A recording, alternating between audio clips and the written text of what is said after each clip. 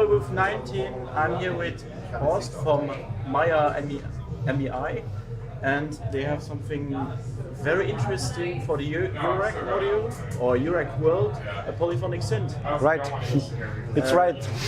So let us know what is it.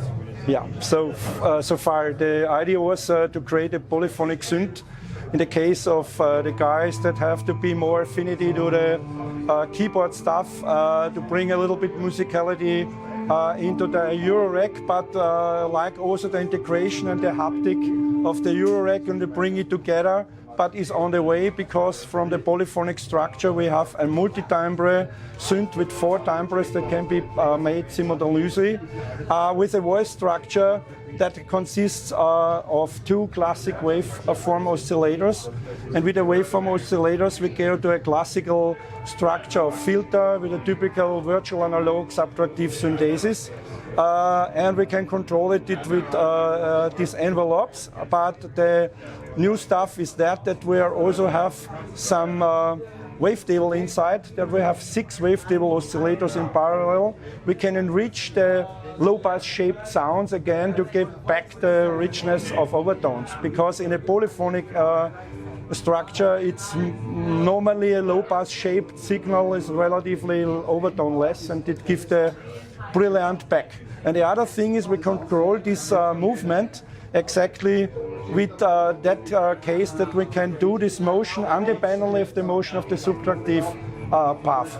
And this gives a pretty cool movement in the sound. I will give you some sound samples later on. So that was that. And the major idea was also to split the control elements, the panels, the operator panels, from the sound engine. So the sound producing device is just the M800 that have a digital bus by side, and these are control modules that have the haptic of a typical modular synth. And so you're making this, what we know from the Eurorack, with the cables internally? Internally, so it is a bus system internally that feeds all these modules to the main stage. And the idea is also to make extension interaction to control your soft synth in a DAW with these control panels. So the main idea is, I personally believe on that is the splitting between sound generation devices and operating devices in the future is important. And through the nature of digital things, it's possible, because in a real analog module it's not possible, and we try to use and tweak these things out. So that was the idea. I see you have also the knobs which have visual feedback. Yes, it is the good news are it's pretty cool. So and most people like it here, so you can see it with a good haptic. It's a very high priced encoder LED module. That is also the disadvantage of that is really expensive, but we think about that we're doing the same thing with encoder without LED for a lower price range. So it is the major idea, because the concept is very liked by the most people here, and we have started the doings 12 years ago in a spare time project. And now we are pushed by Schneider here to go out with that stuff here to the fair, and so we're learning how the people are reacting on this device, and that was really surprising for me, because they like the sound and like the idea. But for sure we have to rebalance it a little bit, but we are strongly believe on that we to get these things ready at the end of the year latest on. So we think on autumn, but we now start with the sound designers. That cannot be done before, so we try to do also a good setup of sound presets. And everything is digital, nothing is analog? It's nothing is analog, so it's a full digital machine, and the clue is that it's based on a Raspberry Pi 3.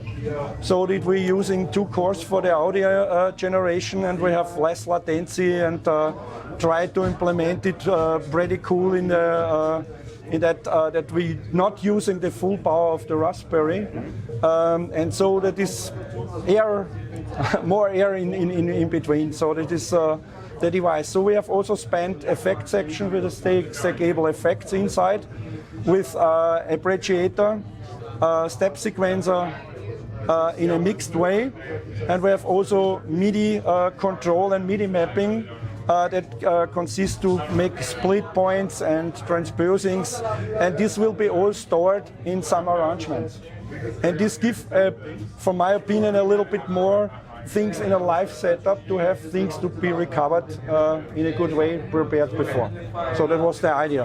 Okay. And what we can expect is it can it be expanded in future with firmware updates, with new features? And, For sure. The idea is also to think about the expansion of software-based things, that we can extend it so that it's an update philosophy. That means we are doing bug fixings and some tweakings of features into it, and we think also about upgrade philosophy, but it is under planning, and we have to discuss this also with the sales in general, because hardware selling and software selling is a different thing, and that we have to adjust with the sales people on the end. Okay?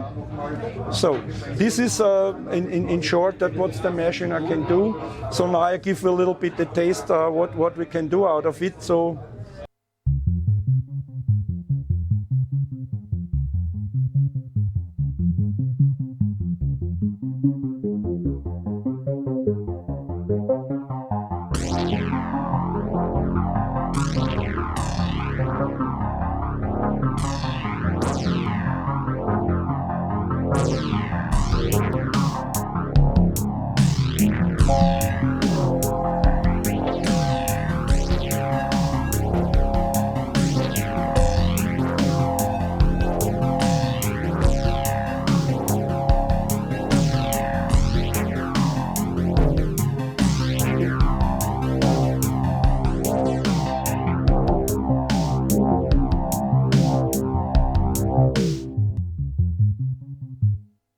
So this was to see a little bit the sequencer.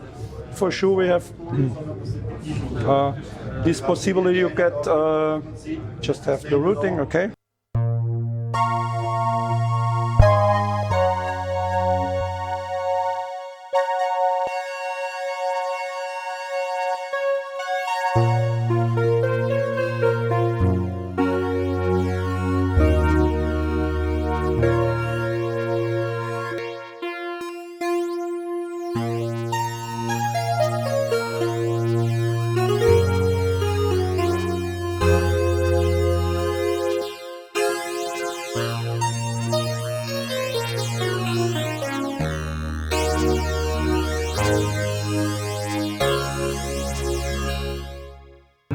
what we can expect from the price point and availability? The point is for the M800 module, we have a brutto price at 1,900 euros. This is including taxes for sure. And for the modules here, it is very expensive, so we have to think about that. So it's laced by 700 euros for a non-sounding element is reach a very high price, but on the end, it's, the reason is this encoder are very high quality encoders and LED rings. So we are thinking about that we're making models without LED feedback, and with this we can go much more cheaper. And so we think to give the people that saying it's cool, now we have to find a way we balance the price also in this direction. So we have now done all the things without compromises, and now we have also adjusted that this can be accepted too. And you plan it for release it? The release we plan at the autumn area before falling snow on the end, so the sound design will be started now. It's important to get this machine also the good sound based on presets. Okay, thank you. Thank you for the interview, and thank you.